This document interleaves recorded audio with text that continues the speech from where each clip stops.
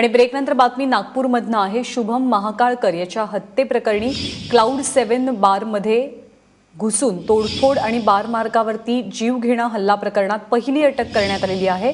रजत वशिष्ठ आपल्यासोबत आहेत। रजत, काय अपडेट्स आहेत या बातमी संदर्भातले? ज्ञानदा, रविवारच्या रात्री जी घटना घडली होती त्याच्यामध्ये हत्येच्या प्रकरणात बार मधील काही युवकांना अटक करण्यात आलेली होती काल।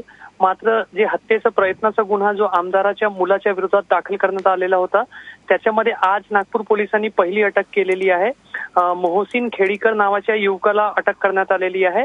पोलिसांचा आरोप आहे की मोहसिन कृष्णा खोपडे जे भाजपचे आमदार आहेत त्यांच्या मुलासोबत त्या ठिकाणी उपस्थित होता आणि त्याच्या समक्षच ती सर्व घटना घडलेली होती, त्यामुळे त्याला अटक केलेली आहे। मात्र आमदार पुत्र जे आहेत त्यांना केव्हा अटक केली जाईल याबद्दल पोलीस सध्या काहीही सांगत नाहीये। ज्ञानदा, रजत, धन्यवाद या सगळ्या माहितीबद्दल।